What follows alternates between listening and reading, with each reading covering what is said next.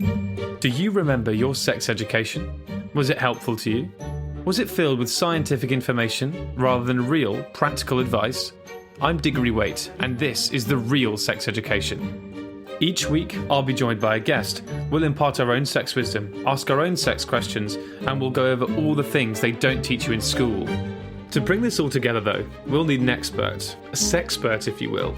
But the only sex and relationship therapist I know is my mum. Hello, Mum. Hello, Diggs. In this episode, we're joined by Hannah Witton. Really excited to be here. We talk about how young Hannah was every parent's nightmare. I asked them, I was like, so I'm thinking about having sex, are you going to give me the talk? Sex and disability. From a personal journey of me, and my sex life with my condition, it's been really eye-opening. And getting turned on out of the blue. Oh, actually, wouldn't mind fondling their genitals. That's a really weird phrase, but that's what came to my mind. Hello and welcome to The Real Sex Education. I'm Diggory Wait, and as ever, I'm joined by accredited sex and relationship therapist Cate Campbell. Hello, Mum. Hello, Diggs. Every episode, Mum and I give sex and relationships a good going over with a guest, and this week we're very delighted to be joined by Hannah Witton. Hannah is a fellow podcaster, author, and YouTuber. On her various platforms, she makes content based mostly around sex, relationships, and sexual health. You go to her YouTube channel, you can find all sorts of things on there, like videos on sex toys, to sex in your period, to open relationships, to different kinds of contraception and first date ideas. It's great. And since Hannah is so great at telling people all about different sex things, it's inspired me to take another dip into your book, Mum, and find another thing I want to ask you about so we can educate the people as well. So today... Educate the people? Yeah, come on. It's got to that point now. You make it sound so grand. Maybe that's what we should call this segment, Educate the People. Okay. Today, the word I've found to educate the people is vaginismus. Mum, what is vaginismus? Oh, it's horrible. Vaginismus is when the muscles around the vaginal opening tighten up so much that you can't get anything into the vagina. It's very uncomfortable.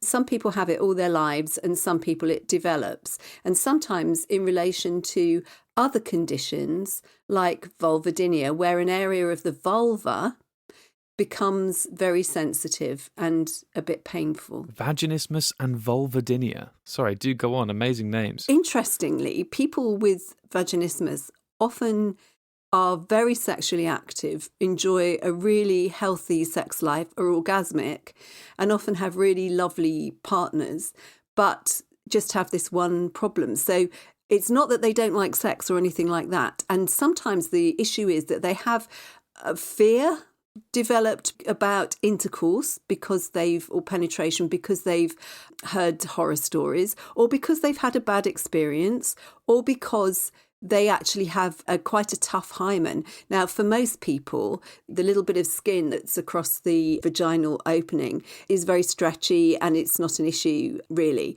But for some people, it is a bit tougher and they can experience a lot of pain if it's pushed. So they're the kinds of people who will tend to have a lot of pain attempting to insert a tampon or something like that. So they can even have problems with that sort of thing. And it's very difficult. The problem with all these genital pain conditions is that it's very difficult to be taken seriously. So sometimes people spend years going backwards and forwards to the GP and even specialists, gynecologists and things, without getting any help. So you have to be persistent. Also, the alternative is to go straight to a sex therapist. So it could be an underlying condition that causes vaginismus, but it also could just be mental. What would be the sort of thing that people would say to relieve you of this? Well, what people tend to say is things that don't help, like just relax, it's more difficult than that. I mean, some people are very reassured by having an examination that works really well, but you can't examine somebody if they're in incredible pain and tightened up. You need to do it under anaesthetic. And as you can imagine, most doctors are reluctant to use an anaesthetic when there's no real medical reason. Personally, I think this is a great medical reason to use an anaesthetic because people are so scared. And once they've been told there's absolutely nothing wrong with you, everything's fine, they feel a lot better. But, it's not always possible to get that. So there's all sorts of exercises you can do to help, as well as checking your attitude towards sex and relationships. I mean, sex therapy does tend to work well, but it isn't always really, really quick. It's not an overnight job. But I mean, if it's an issue that you've had for some time, it's well worth investing in. I would definitely say, if this is your problem, see your GP as soon as possible, because you're probably in for quite a long journey getting notice taken of you. So start as soon as you can. Don't wait until, the week before your wedding or something.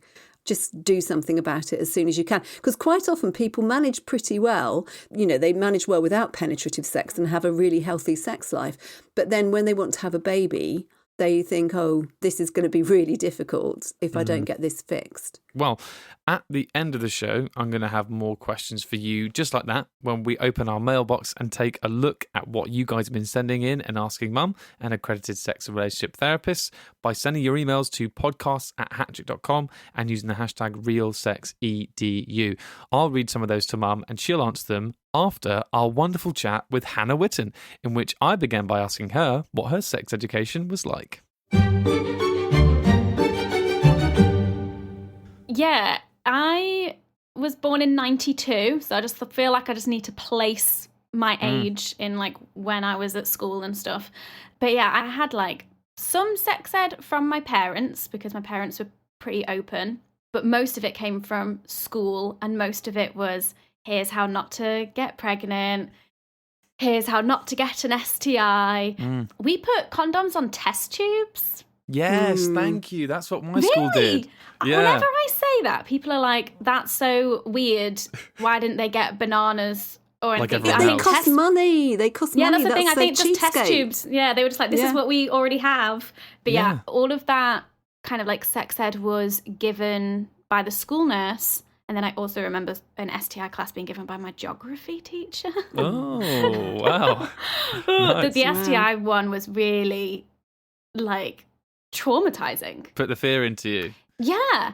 And that I know like doesn't work, but it like created a huge stigma in my head. Like I just became really negative when it came to STIs, which did not help my like perception of people or like reducing the stigma around it as well. So when you became sexually active, were you terrified of getting them? Or when you say when people that you knew who may have got them, you were a bit like about them? Yeah, and I really like annoyed at my past self for that, but I know that it was 100% that one sex ed class that I had that like instilled that fear and like disgust in me, because they showed us pictures of genitals that had had STIs but that had gone untreated. So they really just like went for it with just like graphic pictures, really extreme cases, and are just like, if you have sex without a condom, this is going to happen to you. And yeah, I definitely instilled the fear in me. I was such a safe sex nerd. Did they teach you about normal discharge and thrush and things like that? No. Anything that you might know? Nothing sort of useful that was likely? I came out of it like knowing how to use a condom, thinking that if you got an STI, you were stupid. Like I genuinely had that perception of people were like, oh, you're such an idiot. Yeah. Like, no, like there are so many different reasons why someone might not use a condom, or their condom like doesn't work for whatever reason. And a lot of it just comes down to the fact that there is a stigma and a lack of education. And it's not their fault. Yeah, someone described chlamydia to me as the common cold of, it's really common. These things are just like the flu or colds and stuff. But even now, I'm sure if I asked most of my friends, if they knew anyone that ever had an STD, whether they had recovered or not or whatever, they'd be like, oh, I don't want to even think about that. I know so many people who've had STIs and it was not the situation of all of the images that I was shown in school. It was not that situation. I'm glad that we're talking about this, just because I feel like this is something we haven't really touched on at all on the podcast. I think that's a really good message to get across. Like with a lot of these things, I mean, luckily in this country, you can go and get a lot of them sorted out. It hopefully reinstills that, okay, you should be safe. I mean, you describe yourself as a safe sex nerd, which I suppose in some ways is quite good to be. But in school, like, my personality is like teacher's pet, goody two-shoes. Like, I'm such a rules follower. Yeah. But other people are a bit more rebellious than me, and like that's fine. Yeah. It's just about like having those information and having the tools in order to be able to like have those conversations and communicate with sexual partners, and also being instilled a sense of like body autonomy and resilience so that you feel capable to make those decisions for yourself. I was just like, oh, I best do the good thing, don't want to get in trouble. Yeah. Which is very interesting because in some ways, the fact that you are who you are and you do what you do, I think a lot of people would say that isn't the goody two shoes. You know, you're going out, you're talking about sex and relationships. And so when did that happen? When did you start making videos and content that's based around sex and relationships? And how did that come about? Why? Good question. So I started making YouTube videos when I was 19, and originally they weren't about sex. I was just like one of those lonely teenagers on the internet who like watched YouTubers and was like, oh my god, they look so cool. I want to be friends with them. I guess I should start making videos. But then also, whilst I was spending a lot of time on YouTube watching videos, that was where I discovered sex ed YouTube and people talking openly about sexuality, all of these topics that I was like, hang on, why didn't I know about this? And sex was something that I think I was always really comfortable talking about, even if I didn't like have all of the knowledge. I was fascinated by it and, you know, just enjoyed like gossiping with my friends and like talking about sex and like doing all that. Like I wasn't shy about it. And so as I was making YouTube videos and I was growing a small audience, I could see that they were mostly young women. And I was like, well, I want to use this platform that I have for good, and I want it to like benefit the world and like give back. What is the thing that I'm passionate about? What is the thing that I feel like I've got knowledge on? And I was like, sex. And honestly, like that attitude that I had then, because now I'm like years later, I'm like, oh my god, I knew nothing then. Like, but that confidence of like, this is what I'm gonna do. It's funny you talk about the sex education side of YouTube. If you go into YouTube long enough, you know there's all these different communities on there. But when I think of sex education YouTube, I think of one person, and that's you.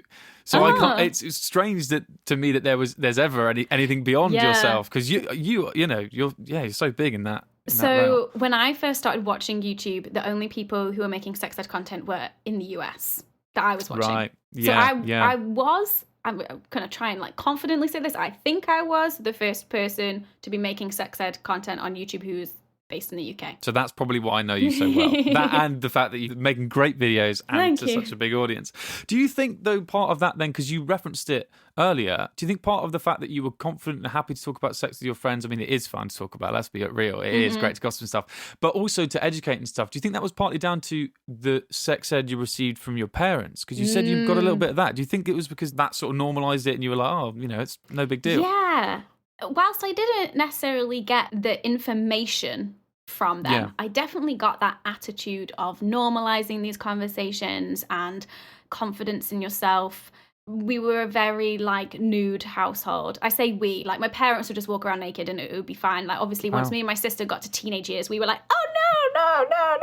Which is like a normal part of being a teenager, like wanting that privacy and stuff. But we had a bit of a reputation amongst my friends who'd like come around for dinner after school, where one of my friends was like, careful, if you go around to Hannah Witton's house for dinner, her parents like to talk about penises at the dinner table. But it's just because like it was always done in like kind of humor and in jest, so it was never this topic that I ever felt scared to approach. And actually I remember when I was like 15 years old, I'd had a boyfriend for a while and me and him were talking about having sex for the first time. And my parents hadn't like given me the talk, even though like I now know that it's not one talk, it's like continuous talks forever until the day you die. Yes. But at the time, I think it was from like TV shows and media and stuff, I had convinced myself that the talk was a rite of passage and it was an event that happened in your life. The same way as like getting a period. It was like you get your period, That's the whole thing. But also you have to receive the talk from your parents. That was how I thought it happened. And I remember my mum likes to have long baths, and that's the time that you go and sit in the bathroom with her and have like deep conversations with my mum. And so I went into the bathroom one day when she was having a bath, and I think my dad was there as well, or maybe I asked my dad. I was like, Dad, can you come with me? I need to talk to your mum. Yes. And I literally family meeting, come on. And I literally remember I asked them, I was like, so I'm thinking about having sex, are you going to give me the talk? Like, oh my God, that's amazing. I literally was like, is there anything you want me to know? And they were like, Yeah. if you're ready, and like use a condom, like, are you good? And they were just like, what the fuck? And you were like, Dad, I knew all of that already. That's not helpful for me. This I is was rubbish. like, oh, okay, I'm ready then. Great. Yeah, I like the idea that, you're with your boyfriend at the time and he was like, oh, do you want to have sex? You're like, I think I'm ready, but let me just check with my parents first if I am. Yeah. I'm just going to ask Mum and Dad. So that was your sex education early-ish, and now I suppose you are this big sex educator. I mean, I guess you get a lot of questions. Do you have the same sorts of things crop up, or have you noticed any trends? Oh, yeah. The biggest trend is a version of am I normal? Yeah, whether their bodily functions are normal, whether the sexual fantasies that they have are normal, whether their sexuality is normal, whether the kind of sex that they're having is normal. And we should just ban the word normal, honestly. What a great idea. Yeah. Because the things that are normalized, if we think about like the grander narratives that we tell ourselves about sex through what we hear on the playground, but then also just like in the media and TV shows and these things that just trickle down to us, and we're like, where did I get that idea? But the things that are normalized is things like having an insane sexual connection with someone without ever having to talk to them about sex. It's just like two bodies coming together and it's so passionate, but they never say a word to one another about what they enjoy. That's completely normalized. And then sex 3 times a week means that you have a successful, healthy sex life. That's what's also completely normalized. It's just like, okay, so everyone is out here looking at all of these things that we see as normal and going, I don't relate to that, and comparing themselves to a normal that is a bit shit, honestly. Doesn't exist. Yeah. That doesn't. And I mean, honestly, sex therapy is all about getting people to forget all those things. One of the things is this sort of predetermined script, which no one tells you, but there is this sort of sexual script that, like, I feel like a lot of people have. 100%. And so we all just stick so rigidly to it. And then people sort of come away and think to themselves, now, why don't I enjoy sex that much? Yeah. You know? I can't work out. They're like, well, I must be weird because everyone's script says I should enjoy this and I'm not enjoying it. Like, why? Yeah, I was in a webinar the other day about different sexual functions and stuff, and one of the things that the instructor said was, do they have low desire, or are they just having bad sex, right? Are they just having bad sex? And so when they think about sex, they don't have like positive memories or positive reinforcements. Yeah. And so of course they wouldn't like necessarily have a high libido, because their reference for sex is just like mediocre. That's genius. I don't think people think about that enough. And that's why I think another thing that you have said before as well is a lot of it is exploring on your own. So then you can find out what you like and then you can communicate that to someone else.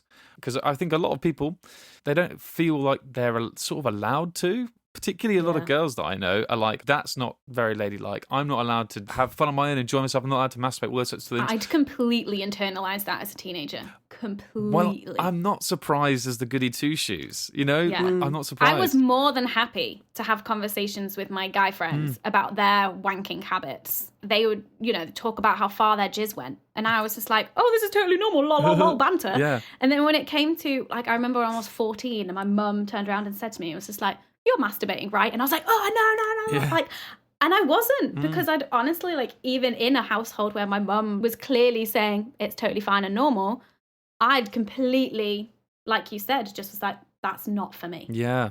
Girls don't do that. That's it. Girls can't do that. Or they feel like they can't because they have this thing, again, this script that we're all told, and it's particularly for women and girls, that they are not allowed to do this thing. Oh, they feel like they can't talk about it. In sex therapy, you do see the couples separately for history taking.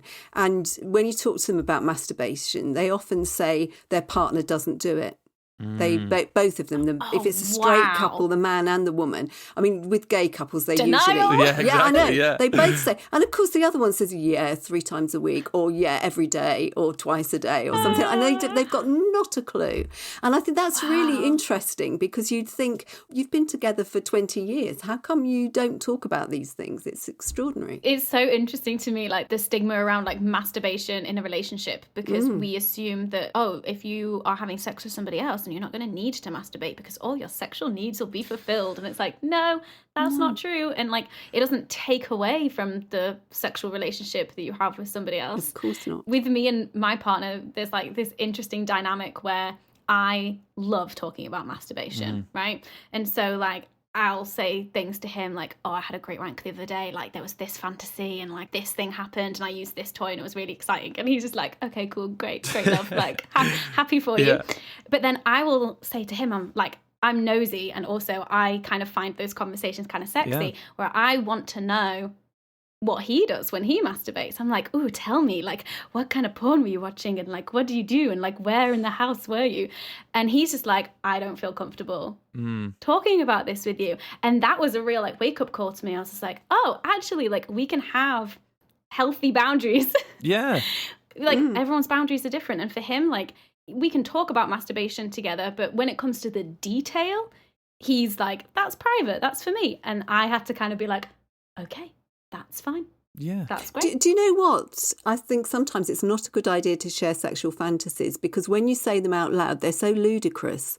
Yeah, they really are. It takes all the fun out of it. Yeah. If somebody else is going, well, that would never really happen, would it? I mean, your partner might critique your fantasy. So you're like, no, that was my go-to. Yeah, that's my best one. And now you've ruined it. I have to come up with more material. Yeah. Yeah. When it comes to role play fantasies, you got to be so careful, because it is beautiful in your head. It is the best it could be. And then you bring an actual other human being into the scenario and it might let you down. The way that I think about sexual fantasies and like solo sex in general is that it is the safest form of sex, physically and also emotionally, because those fantasies that you're having, you are 100% in control of those fantasies. Exactly. And they're not really happening. The moment that you bring in somebody else, you can't control somebody else's behavior. You can't control what they do. In your head, you're the director and the script writer, and you're like pulling all of the strings. But as soon as you involve somebody else, ultimately, no matter how much of a conversation you have beforehand about how it goes, you ultimately do not control what they do. Exactly. But if it's co-created, on the other hand, you're Mm-hmm. discovering, as you say, you're exploring, you're discovering as you go along, and you have safe words and a bit of a script, but it's evolving for both of you at the same time, which is much more exciting. Yeah. Mm-hmm. And you can wear a policeman's hat or something as well if you like dressing up. I mean, one of the great things about you as well is that you're very interested in hidden disability, which is so important. And people feel very, very stigmatised if there's anything that makes them at all different. As you say, what is supposed to be normal isn't. But if you have anything that you could actually hang a real peg of different on, then it's a million times worse. Yeah, definitely. I've had my eyes opened since like my surgery and stuff into the whole world of disability and looking at the intersections of sex and disability. And there's so much extra stuff that disabled people have to consider when it comes to, or potentially depending on what their disability is, with their sex lives. And the more I think about the things that, if I was like, okay, for a disabled person who's wanting to have sex, what tools do they need, right? They need to have excellent communication, right? They need to maybe broaden their definition of sex if some things aren't going to be physically possible. I think it's Dan Savage that said, like, if we broaden our definition of sex, you have more sex. Brilliant. Yeah. Exactly. So then we can make that 3 times a week. Fantastic. Right? Yeah. But there are all of these things like being more creative and like problem solving. And I'm like, hang on, all of these things will also make non-disabled people's sex lives way better. If we broaden our idea of like what sex is, because we are taught like real sex going the whole way, fourth base, final base is penis and vagina. right? Yeah. Not everyone is in a partnership, or not every sexual interaction has a penis and a vagina. Not everyone is even into that, even if those body parts are available to them. And yeah, it's just opened my eyes a lot to like, oh, if we're not serving disabled people in terms of sex education, then we're letting everybody down as well. Like, it narrows things down. If all you think of sex is penis and vagina, then there's hardly any sex available, is there? I mean, when it comes down to it. And I mean, what sex therapists try and do is to get people to be thinking about sex or have sex available to them all the time, even if you just have a little memory of what you did the night before, or look forward to what you're going to do later, or send a little text to somebody you love, or just someone who's hot. You've got sex available all the time, and you don't have to close it down, and you don't have to act on it, but it's there and it's available to you, and that's the way we should all be. That's so true, especially like that feeling of not worrying about acting on it, because I feel like so many people think that if you're having a passionate kiss, then in the back of your head, you're like, oh, this means that they want sex and I'm not really in the mood. But like, just let the kiss be a kiss. Enjoy what you're enjoying. Right? Yes. And that can be like a really pleasurable and exciting thing. And actually, if you allow yourself to relax into that and just enjoy the moment of that kiss, maybe it doesn't go anywhere and you can be like, that was an epic kiss. That was great. Or maybe because you are in that more relaxed state of mind, more feelings arise and you're like, oh, actually, wouldn't mind fondling their genitals. That's a really weird phrase, but that's what came to my mind. But yeah, but maybe it's just not the moment, and you can certainly rain check it and say, oh, I really want to fondle your genitals later. Absolutely. Yeah, but the oven's beeping. Yeah, exactly. So, you know? Exactly. And that's not a euphemism. The oven is actually beeping. Yeah, exactly. No, literally. Or the sink's overflowing, or the baby's crying, or whatever. Exactly. Yeah. But I just want to quickly go back a little bit to talk more about your surgery and what was the background with that? What happened there? Yeah, so I have ulcerative colitis, which is a form of inflammatory bowel disease. And I've had it since I was 7. I've had flare-ups here and there, and then I was in remission for 10 years, and then when I was 25, just out of the blue, severe flare-up, hospitalized, and I had to have emergency surgery to remove my colon. And so now I have a stoma, and I have to wear a stoma bag, so like shitting into a bag, basically, that whole shebang. And then also during that year, because I had to have the emergency surgery, it was open surgery, and then I had to have another emergency surgery because of complications a few months later. So for most of 2018, I was, as well as like getting used to having a stoma bag and having that new impairment, but also I was temporarily mobility impaired because the surgery meant that like I couldn't really walk or stand up for long periods of time. So yeah, it was really eye-opening. And as somebody who was already talking about sex online, and then I kind of like had this really severe and life-changing thing happen to me, and came back to the internet. I was like, oh, hi guys, this thing happened. And obviously loads of people are like, how's this impacting your sex life? Which I don't really see as nosy questions. Because of what I do, I'm like, I invite those questions, that's fine. But I wouldn't recommend asking disabled people about how they have sex if you do not know them. But yeah, and so it just kind of like opened my world a bit to kind of like, oh, I have been making sex ed content for years, and I've never really touched on how that intersects with disability until it affected me personally. And that's just how society works as a whole. Like, we often ignore disabled people from conversations around sex unless it's about us, unless it's about our partner.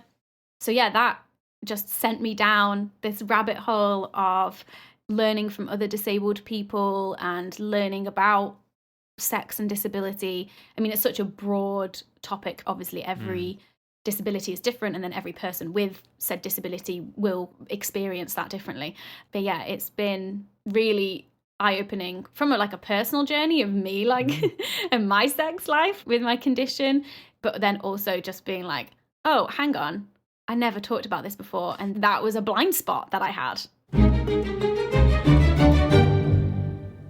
Right. Well, it's got to that time, the end of the podcast, when we like to ask our guests, how was it for you? And was it good for you too? Oh, I love that.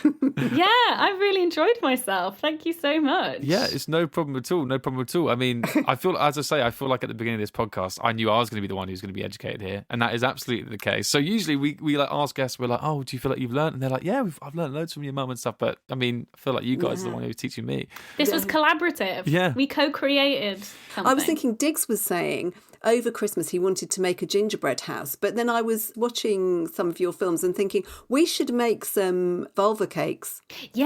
That's what we should do. Let's do that. We could make some penis cakes as well. That would be so much fun. Yeah. I also have made genital biscuits. Brilliant. I'll send you the link. There's a place online where you can get like cookie cutters that are like different rude body parts. Oh, wow. Oh no, that would be fun. Oh my! I mean, this is. I hadn't got a mama present yet. You've just completely There you saved me. go. There You're we go. welcome. Oh, Merry fantastic. Christmas, Mum. That's brilliant. What a good idea. Exactly. What a pleasure to meet you. It's been great. Yeah, thank you so much. Yeah, you I've been too. watching your videos. I can't tell you for how long, ages. Like definitely thank like you. 6 years ago minimum. So it feels so Amazing. cool to have you here on our podcast. So Oh, yeah.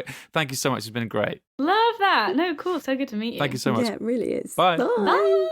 It's the mailbag. Send Kate your queries to podcast@hatch.com. It's the mailbag. Send Kate your queries. Podcast@hatch with 2 T's. Hello there, I have a query for Kate. I would like to know when the real sex education mailbag starts.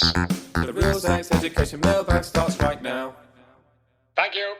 Thank you so much to Hannah Witton for speaking to us. Isn't she the best? Oh, that was wonderful. She is so great. I mean, she's doing so much to educate the people.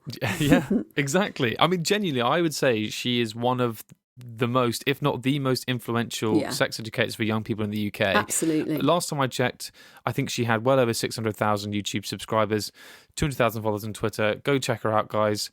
She's great. Oh, she's lovely. What more could you ask for? Oh, nothing. Right, Mum, it's time for some questions, and looking at them, they look like they could do with some expert opinion. They look like they need an accredited sex relationship sexpert to answer them, and guess what? We've got exactly that, haven't we? We have. Perfect. Mum, the first question we have today is from Susan, and Susan says, Xmas is coming. Xmas. I picked up on that as well. Xmas is coming up, and this year I am dreading it more than ever. We can't agree which 2 other households to have over. For those people outside the UK, there's a current thing where you're only allowed to have 3 households. for 3 Christmas. households. And also, it's Xmas, please. We're in Susan's world now. We can't agree which 2 other households to have over and have already started rowing about that. My mother-in-law is very critical of me, and so I'm treading on eggshells the whole time. The worst bit is that my husband always gets drunk and noisily frisky, and I really don't want sex when there are people in the house. As well as our guests, the kids are always about at night looking for Santa. What should I do? Oh, That's really cute. and it's really cute, and I love noisily frisky. Yes. Although I'm sorry, Susan. I'm sure it's a real problem. Again, this is. I mean, I would say this about all Christmas dilemmas, whatever they are. You need to plan. It's no good crossing your fingers and hoping it'll be okay this year. You need to make plans and think about what you're going to do to stop what went wrong last year happening again. And of course, it's so much more difficult this year because this is our one opportunity to get together with somebody, and so there's so much riding on it, and there's so much chance of disappointment that I think we all have to be a bit kind to ourselves and think we've got so much riding on this, we have to be aware of being disappointed. So I think talk about it beforehand, talk about what you're going to do if one of you feels frisky and the other one is just embarrassed and finding it awkward. I mean, it isn't sexy if you're terrified that you're going to be overheard. That's not sexy. And of course, if your partner feels a little bit tipsy, then they're just going to not care. So you need to talk about this before they get tipsy and say, if you come on to me when you're drunk, don't expect me to respond. We're not going to do anything. But I have to say, do think about sex when you're sober. It can be a lot of fun if you have to be quiet. It can be super duper fun and really giggly. So maybe consider that. God. Oh, well, sorry. I can't believe this, but do go on. Yeah, why can't you?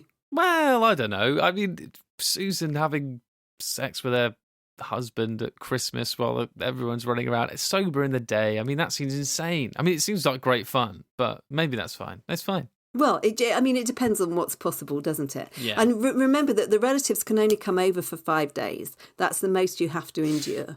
So that's what I was going to say. I mean, so you can say, look, I don't want to have sex with you during when they're around, but let's, have sex afterwards. Or before. Yeah. Before they arrive, after they've gone. Yeah, and fantastic. actually, you could do a little bit of flirting and simmering during that time, couldn't you? You could make it really good fun. And that would ease the eggshells that you're currently treading around your mother-in-law. Yes. And maybe if you make a little plan for your mother-in-law beforehand as well, that would work. I mean, being super nice to her or just rising above it and not taking any notice. What about the last thing, though? What about the kids looking for Santa? How do we stop them? Well, you can't stop the kids from looking for Santa. It's, they all do it, don't they?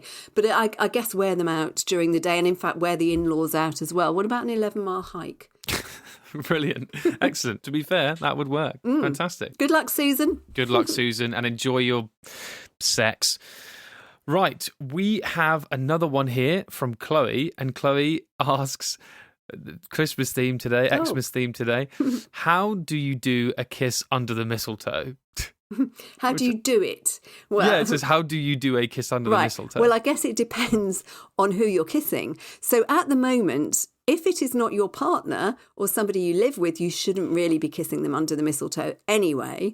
Oh, I forgot about that element to it, of course. So that makes it really, really, really difficult. But I think it does depend on who you're kissing. I mean, a lot of people do kiss everybody under the mistletoe. If they're standing under mistletoe, they'll just kiss everybody. And some people are very opportunistic about this and will move in for a proper snog when it's really not appropriate.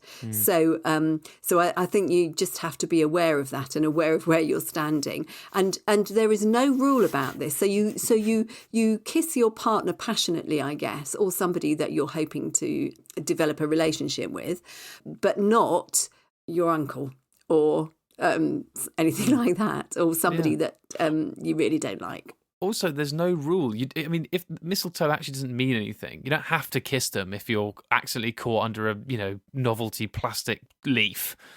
Yeah, you do. I think to hell with mistletoe. Although, having said that, every time I stand up, I'm well up for it. I'm well up for a kiss under the mistletoe. But yeah, I just feel like, that's dead now. No more kissing under the mistletoe. It feels a bit weird. Yeah, I think you're right. Probably just don't hang mistletoe this year. Exactly. It looks very nice, actually, if you put it in a jug and stand it up and put it, as a decoration. Or hang it against a wall, but not under a door frame. Yeah, people would lean against a wall if they're determined. This is an easy way to find out who's creepy in your family, is put mistletoe against a wall and then find out who's leaning against it. Okay, I think we know who's creepy in our family, don't we? Fantastic. Excellent. Well, that's all we have time for today. Thank you so much to Hannah Witton for coming onto the podcast and speaking to us. Yeah, that was such a joy. It was wonderful. Thank you to resident sexpert Cate Campbell for all her expertise. Thanks, Mum. Thank you, Diggs. And thank you for listening. We really, really appreciate it. Thank you so much, guys. We will be taking somewhat of a hiatus over the next few weeks before we return full throttle in the new year. But keep an eye on your feed, as Santa may have some real sex education podcast-shaped presents in his sack. Until then, happy holidays, Merry Christmas. Merry Christmas. And a Happy New Year. Goodbye. Say bye then. Bye. You've been listening to The Real Sex Education, which is hosted by Diggory Waite and Cate Campbell. The show is produced by Diggory Waite, and the executive producer is Andy Goddard. The Real Sex Education is a hat-trick podcast. This podcast is based on the real-life relationship between Diggory Waite and his mother, accredited sex therapist Cate Campbell. The show is therefore inspired by, but otherwise unrelated to, the TV show Sex Education. But yes, Diggory does wish his mother was played by Gillian Anderson.